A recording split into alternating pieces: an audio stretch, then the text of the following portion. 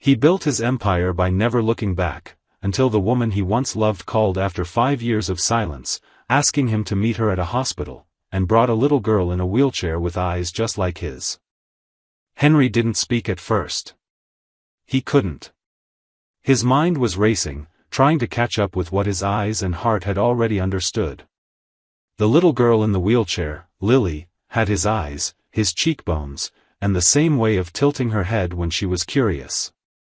Skye stood between them like a bridge between two versions of his life, past and present, her hands gently resting on the back of the chair.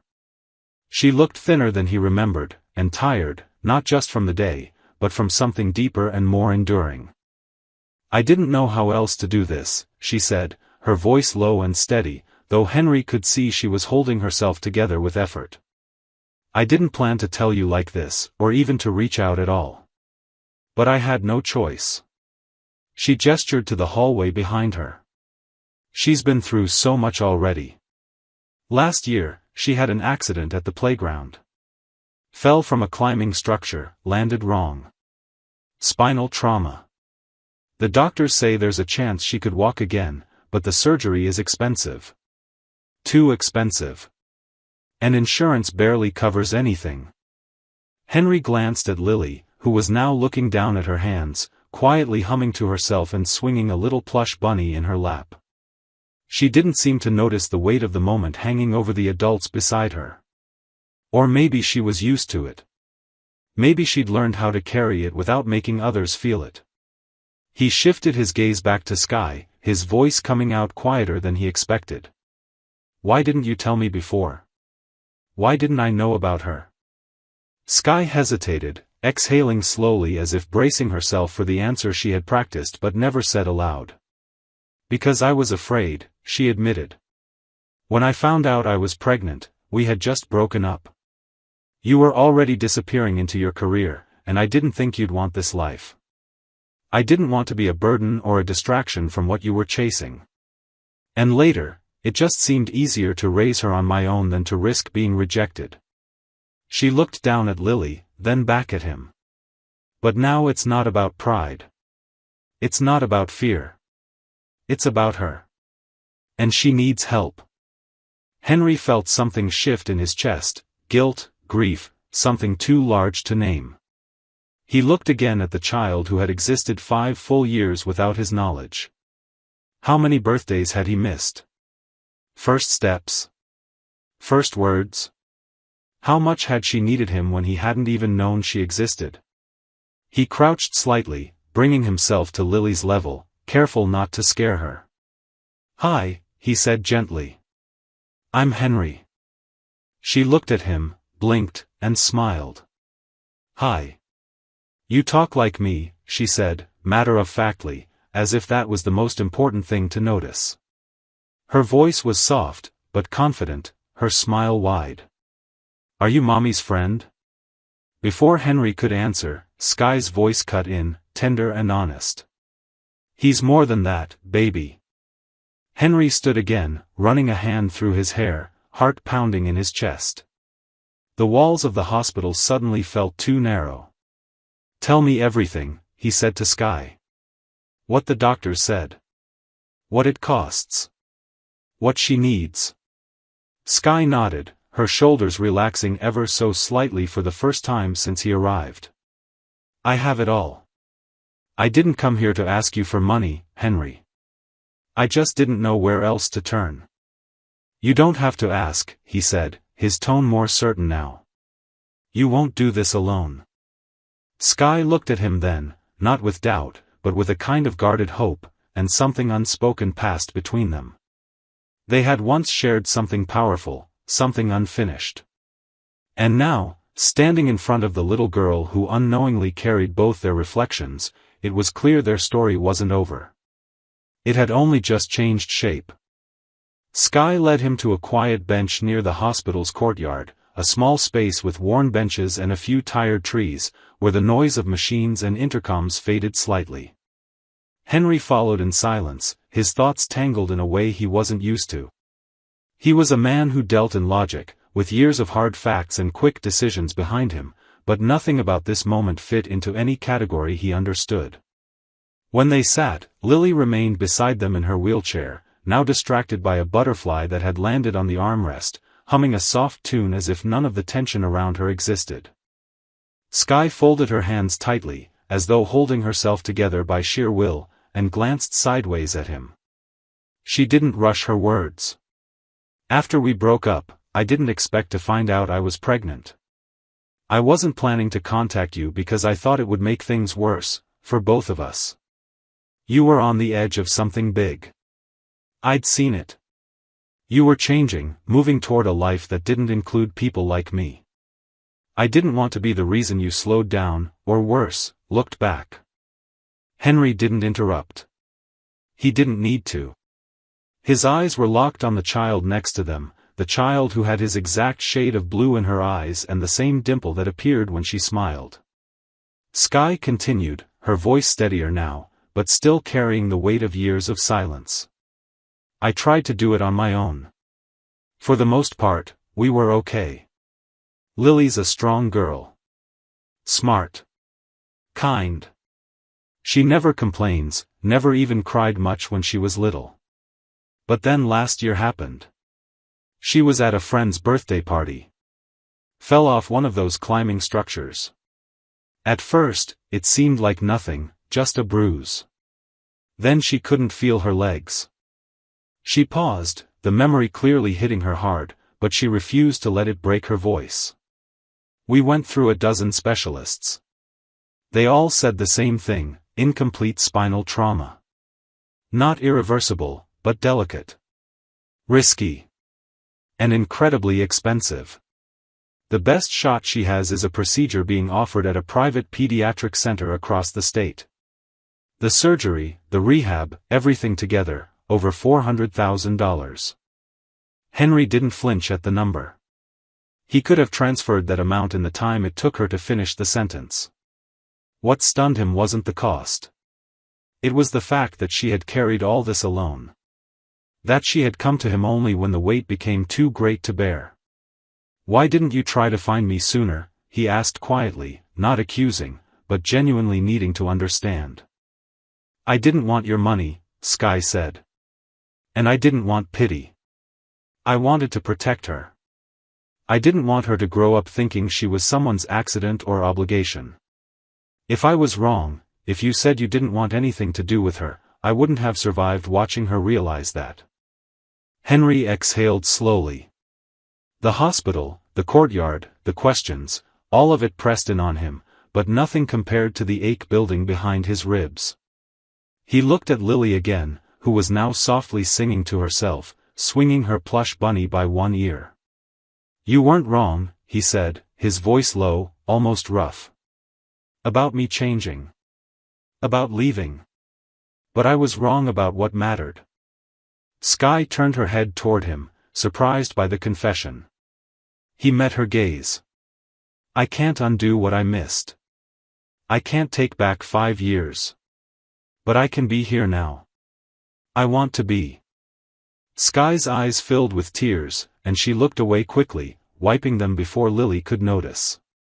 She nodded slowly, not ready to fully believe it yet, but no longer running from the possibility. She doesn't know who you are, she said gently. Not yet. I told her a story once, about her dad. I told her he was smart and strong, and kind when it counted. She asked if he was real. I said yes, even though I didn't know if he still existed. Henry reached over and placed a hand lightly on the armrest of Lily's wheelchair. He didn't touch her, didn't want to scare her, but the gesture said what his voice couldn't yet express. He does, he said quietly. I just forgot how to be him. And in the stillness of that moment, with the spring breeze moving through the trees and the child between them unaware of how much she had already changed their lives, something old broke apart and something new, fragile but full of promise, began to take its place. Henry spent the next 24 hours in a state of quiet motion. His body moved through the necessary steps, emails to his assistant canceling all meetings for the week, phone calls to specialists whose names Skye had scribbled on a notepad, conversations with hospital administrators about transfer protocols and insurance coverage. But his mind was elsewhere, caught between the girl he couldn't stop looking at and the woman he'd once loved who had quietly carried the weight of both their choices. By the time he returned to the hospital the next day, he had arranged for Lily to be transferred to a private pediatric rehabilitation center known for its advanced surgical options and post-operative therapy. He'd spoken directly with the head of the surgical team, who agreed to prioritize her case. Money wasn't an issue. Time was. Skye met him in the waiting area, her expression a mixture of exhaustion and cautious gratitude. She hadn't asked for this, and he hadn't offered it as charity. There was an understanding between them now, unspoken but deeply felt. They were no longer strangers with history. They were parents. As the nurse rolled Lily out in her chair, holding a small backpack in her lap and her bunny tucked under one arm, she smiled at Henry without hesitation. "Are we going to the place with the big windows?" she asked. Skye had clearly told her just enough to keep her calm without overwhelming her. Henry nodded and crouched beside her. "We are. And I'll be there too, if that's okay with you." She looked at him for a long moment, as if testing the shape of that promise, then nodded. "Okay.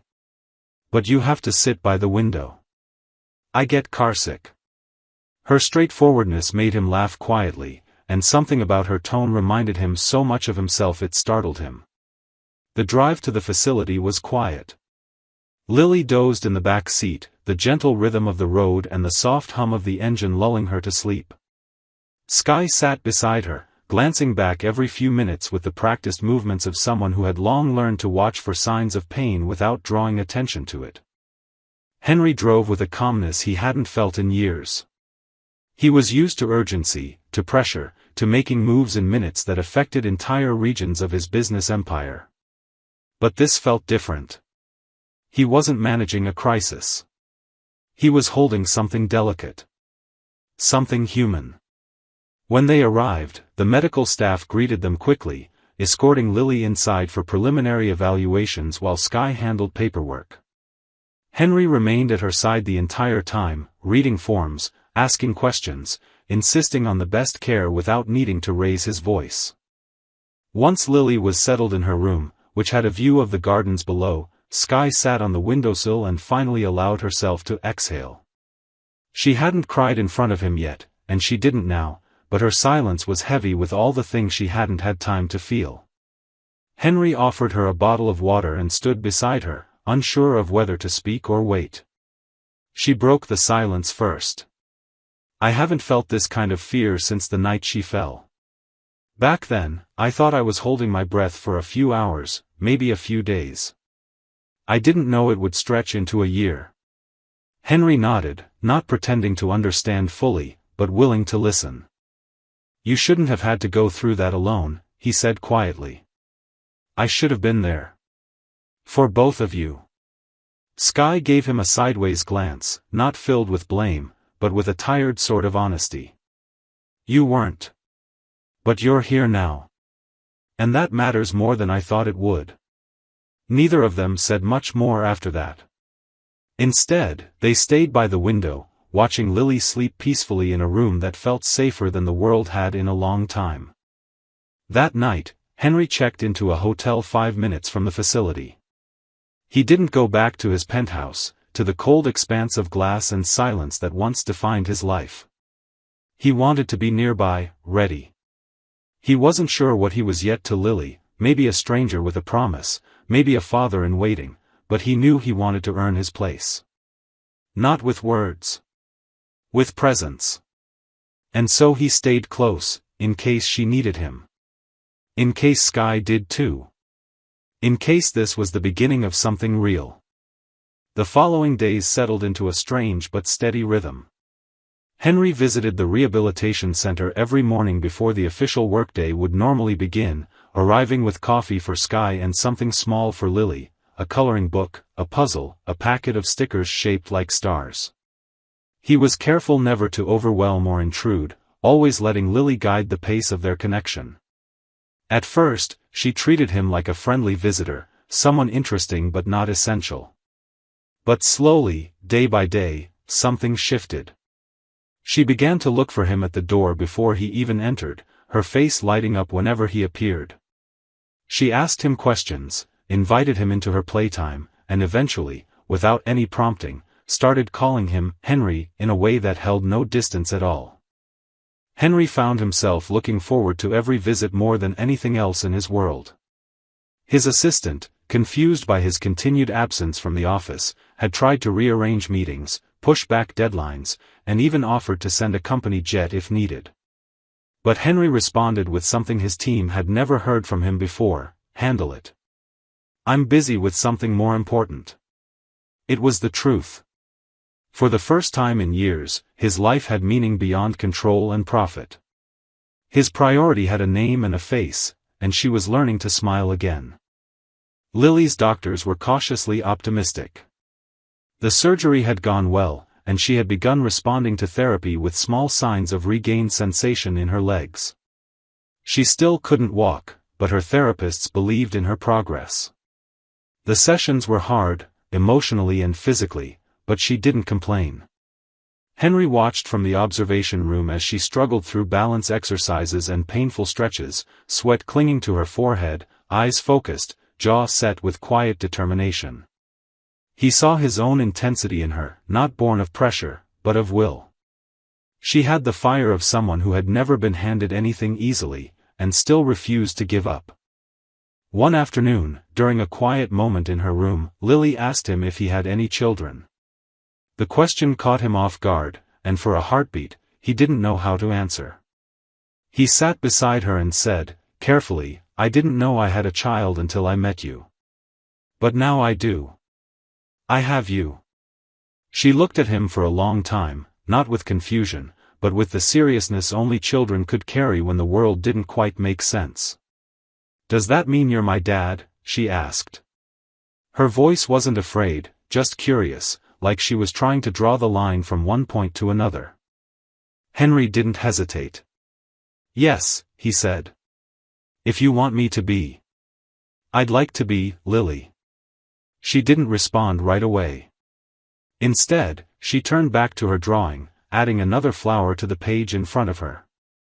Then, in the quietest voice he had ever heard her use, she said, "Okay." That was it.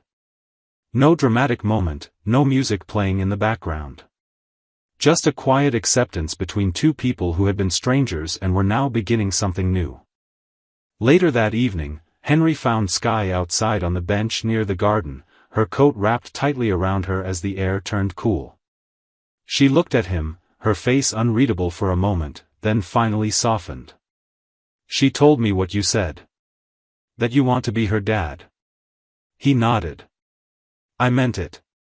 Skye stared out at the horizon for a while before speaking again. "I never thought we'd be standing in this place. Not just physically, but emotionally. Everything I thought was gone came rushing back the moment I saw you with her." Henry didn't ask what she meant. He didn't try to fix anything. He simply sat beside her and listened. That night, they didn't talk about the past.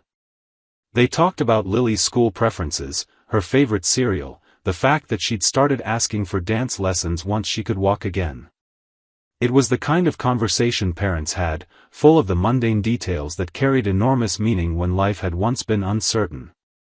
And when Skye leaned her head gently on his shoulder, neither of them moved away. There was still a long road ahead. But for the first time, it felt like they were walking it together. By the 5th week of Lily's rehabilitation, something in the air had changed.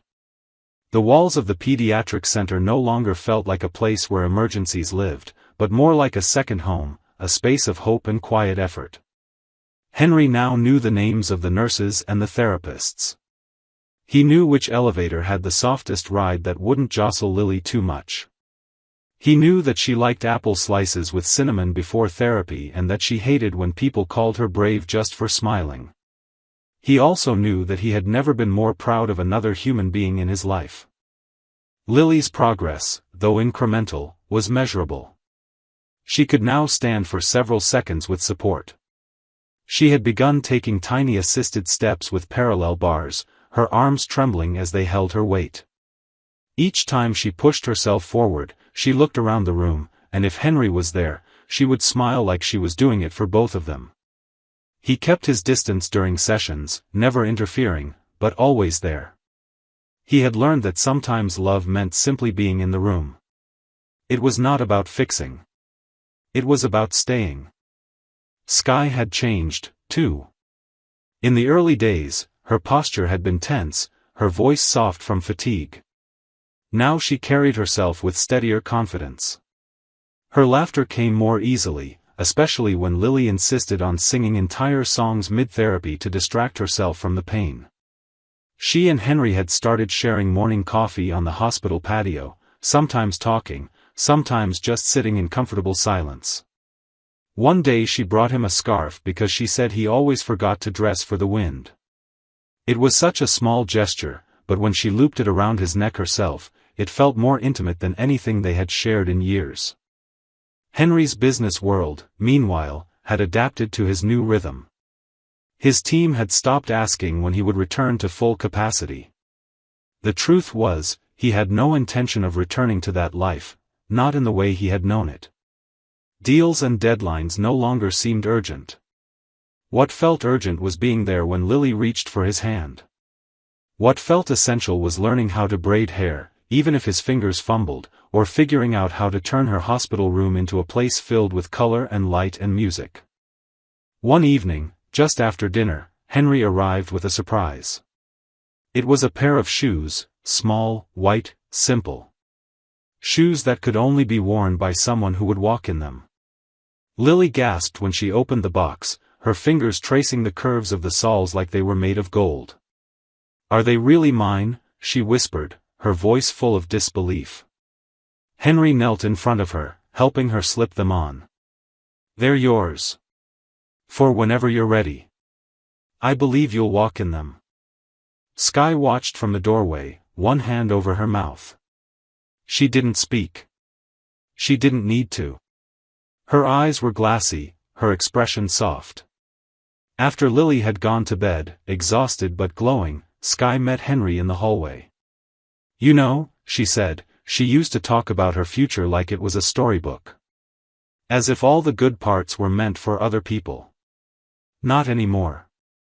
Henry didn't respond right away. He reached into his coat and pulled out a worn photo he had found just the night before. It was of Skye, taken years ago, smiling wide with wind-blown hair and holding a baby wrapped in a hospital blanket. "I missed all the beginnings," he said. "But I won't miss the rest." They stood in silence for a moment, the weight of time between them slowly giving way to something lighter. And then, gently, she took his hand. It wasn't a promise. Not yet. But it was something real. And for both of them, that was more than enough.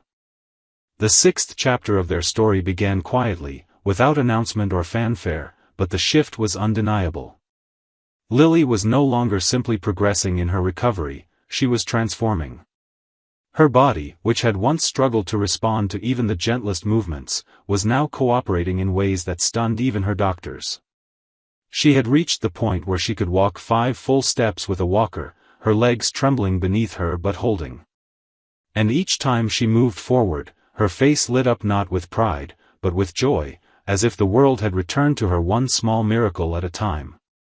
Henry had started staying longer, sometimes from morning through the late afternoon, working from his laptop in a corner of the therapy room or on the patio outside Lily's window. His life no longer felt like it was split between work and something else, it was all one life now, whole and deeply rooted in something he hadn't felt in years: purpose. He took part in everything, from therapy check-ins to parent support groups to weekend art sessions where Lily painted everything in shades of pink and gold. Other parents noticed, sometimes staring a little too long, as if trying to place him. To most, he looked like a man from a different world, with tailored clothes and sharp features and a presence that was difficult to ignore. But here, he was just Lily's dad. And the longer he stayed, the more he felt like he had always been. Skye had slowly let go of her cautious distance. She and Henry no longer tiptoed around each other in conversations or avoided difficult subjects. They spoke openly now, about the past, about the ways they'd both changed, and about the cracks that had formed between them all those years ago. One rainy afternoon, they sat in the hospital cafe while Lily napped upstairs, and Skye admitted, "I was angry at you for a long time. But the truth is, I never gave you the chance to know. I assumed you wouldn't care, and maybe back then, that was fair. But now you're not the man I remember. And I'm not the woman who left." Henry didn't argue. He simply reached for her hand, holding it lightly, not to convince her, but to say without words that he was here, and he wasn't going anywhere. One evening, as the sky turned a soft blue-gray and the city lights began to flicker awake, Lily called them both into her room. She was sitting up, her walker by her side, and her cheeks were flushed with excitement. "I have something to show you," she said, her voice trembling with anticipation. They stood beside her, watching as she gripped the handles of the walker and pulled herself to her feet. Without hesitation, she took 7 steps, slow but steady, crossing the room without falling. She didn't look down. She looked only at them. When she reached the other side, she smiled and said, "See? I told you I'd get there." Skye cried then, openly, her hand pressed to her heart as she knelt beside her daughter. Henry felt his throat tighten, unable to speak, overwhelmed by pride and awe and something deeper he hadn't known he was missing until now. That night, after Lily was asleep, Skye stood beside Henry outside on the terrace, her arms wrapped around herself against the breeze. "You gave her something I couldn't," she said softly. "You made her believe she could do more than just hope." Henry shook his head. "She did that on her own. I just stood close enough to witness it." Skye looked up at him, her expression no longer guarded. "I think we're not just getting Lily back," she said. "I think we're getting ourselves back too." And for the first time in a long time, there was no more pretending, no more waiting. There was only this, an imperfect but healing family, choosing each other day after day. Not because they had to. Because they finally could. Spring had fully arrived by the time Lily took her first unassisted steps outside. The garden at the rehabilitation center was blooming with pale yellow tulips and soft green leaves, and the air carried the warmth of a season determined to soften everything winter had left behind. Henry stood just a few feet away from her, watching as she moved carefully across the paved path, arms out slightly for balance. Each step was cautious but certain, and she wore the same pair of white shoes he had given her weeks earlier. She didn't look down. She looked at the trees, the sky, the world opening in front of her again. Skye was seated nearby on a wooden bench, holding her breath without realizing it, her eyes never leaving Lily's small frame. When Lily reached the end of the path, she turned around and beamed at them both. "I walked all the way," she said, as if they hadn't been watching every second. Henry and Skye clapped, laughed, and walked to her without hesitation. Skye scooped her up and spun her carefully, tears forming in her eyes. Henry knelt beside them, his hand on Lily's back, not saying anything because words felt too small for what they had just witnessed. It wasn't just progress. It was possibility returning to her eyes. Later that day, back in her room, Lily was drawing while Henry and Skye sat across from each other by the window. The air between them was different now, warmer, more open.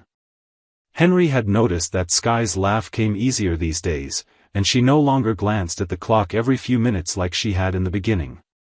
She had stopped looking for escape routes. She was starting to stay, not just in body but in spirit. Skye reached into her bag and pulled out a worn envelope. "There's something I want you to read," she said, sliding it across the table. Henry hesitated, then picked it up and opened it carefully. It was a letter she had written to him but never sent. The date in the corner was just 2 months after Lily was born. In it, she told him about the day their daughter first smiled, the sound of her laugh, how she slept with one hand curled beside her cheek. She wrote about being scared, about missing him, and about choosing not to send the letter because she didn't want to risk breaking again if he didn't answer. Henry finished reading and looked up at her, the paper still trembling slightly in his hands. "You kept this?" he asked. "All this time?" Skye nodded. "I guess part of me always hoped I'd have a reason to give it to you someday." There was silence, then a kind of peace that settled over the room. Henry folded the letter slowly and placed it in his jacket pocket. "This means more to me than you'll ever know," he said. That night, Skye and Henry took Lily for a walk through the garden again, this time hand in hand. Lily skipped ahead occasionally, her steps light and joyful, calling out the names of flowers she'd memorized. Skye looped her arm through Henry's without thinking. He didn't look surprised. He just held on. As the sun began to set, casting a golden light across the garden path, Henry felt a sense of stillness he hadn't known in years. Not the empty kind he used to chase in silence and solitude, but the full kind, the kind that comes when every piece of your life, even the broken ones, finally has a place to belong. He didn't need to ask what came next. He already knew.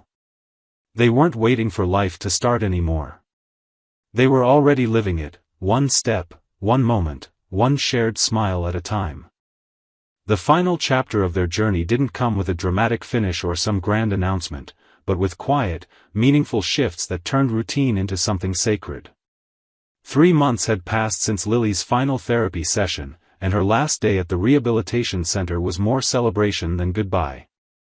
Staff lined the hallways with paper flowers and posters of encouragement, and Lily, walking unassisted in her favorite white shoes and a light pink dress, waved like a queen returning to her kingdom.